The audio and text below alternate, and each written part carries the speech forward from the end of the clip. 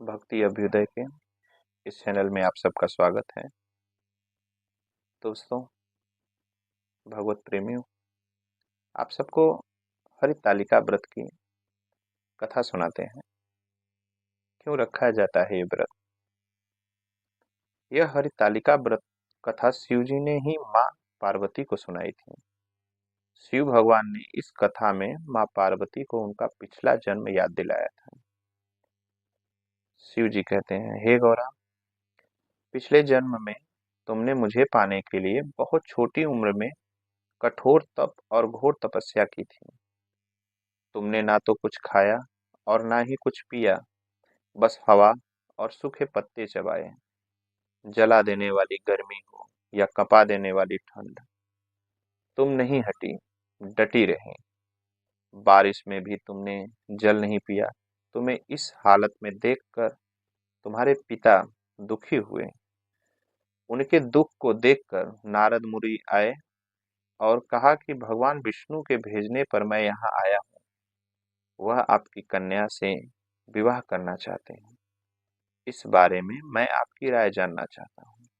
नारद जी की बात सुनकर आपके पिता बोले, अगर भगवान विष्णु यह चाहते हैं तो उन्हें कोई आपत्ति नहीं, परंतु जब तुम्हें इस विवाह के बारे में पता चला तो तुम दुखी हो गई। तुम्हारी एक सहेली ने तुम्हारे दुख का कारण पूछा तो तुमने कहा कि मैंने सच्चे मन से भगवान शिव का वर्ण किया है, किंतु मेरे पिता ने मेरा विवाह विष्णु जी से तय कर दिया है। मैं विचित्र धर्म संकट में हूँ। अब मेरे पास प्राण त्याग देने के अलावा कोई और उपाय नहीं बचा। तुम्हारी सखी बहुत ही समझदार थी।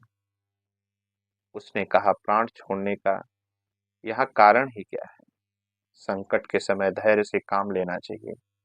भारतीय नारी के जीवन की सार्थकता इसी में है कि जिसे मन से पति रूप में एक बार वर्ण कर लिया, जीवन पर्यंत उसी से निर्वाह करें।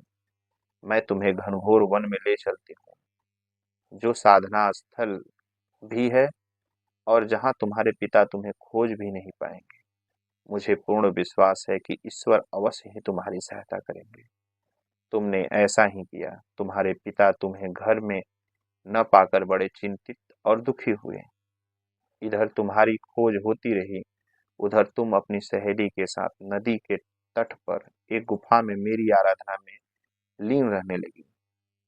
तुमने रेत के शिवलिंग का निर्माण किया। तुम्हारी इस कठोर तपस्या के प्रभाव से मेरा आसन हिल उठा और मैं शीघ्र ही तुम्हारे पास पहुंचा और तुमसे वर मांगने को कहा। तब अपनी तपस्या के फलीभूत मुझे अपने समक्ष पाकर तुमने कहा, मैं आपको सच्चे मन से पति के रूप में वर्ण कर चुकी हूँ। यदि आप सचमुच मेरी तपस्या से प्रसन्न होकर यहाँ पधारे हैं तो मुझे अपनी अर्धांगिनी के रूप में स्वीकार कर लीजिए। तब तथास्तु कहकर मैं कैलाश पर्वत लौट आया। उसी समय गिरिराज अपने बंधु बांधवों के साथ तुम्हें खोजते हुए वहां पहुंचे। तुमने सारा वृत्तांत बताया और कहा कि मैं घर तभी जाऊंगी अगर आप महादेव से मेरा विवाह करेंगे। तुम्हारे पिता मान गए और उन्होंने हमारा विवाह करवाया। इसी व्रत का महत्व यह है कि मैं इस व्रत को पूर्ण निष्ठा से करने वाले प्रत्येक स्त्री को मनवांछित फल देता हूँ। इस पूरे प्रकरण में तुम्हारी सखी ने तुम्हारा हरण किया था, इसलिए इस व्रत का नाम हरितलिका व्रत हो गया है।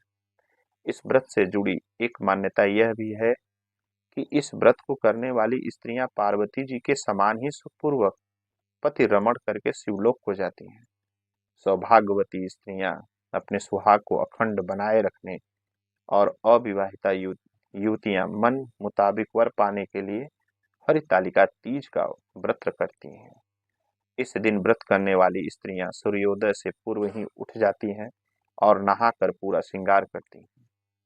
पूजन के लिए केले के पत्तों से मंडप बनाकर गौरी शंकर की प्रतिमा स्थापित की जाती है।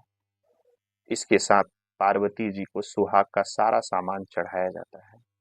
रात में भजन कीर्तन करते हुए जागरण कर 3 बार आरती की जाती है और शिव पार्वती विवाह की कथा सुनी जाती है। इस व्रत के व्रती को शयन का निषेध है। इसके लिए उसे रात्रि में भजन कीर्तन के साथ रात्रि जागरण करना पड़ता है। प्रातःकाल स्नान करने के पश्चात श्रद्धा एवं भक्ति पूर्वक किसी सुपात्र सुहागिन महिला को श्रृंगार सामग्री, वस्त्र, खाद्य सामग्री, फल, मिष्ठान एवं यथाशक्ति आभूषण का दान करना चाहिए। रेत के शिवलिंग बनाए हैं तो उनका जलाशय में विसर्जन किया जाता है और खीरा खाकर व्रत को संपन्न किया जाता है। ओम नमः शिवाय। जय श्री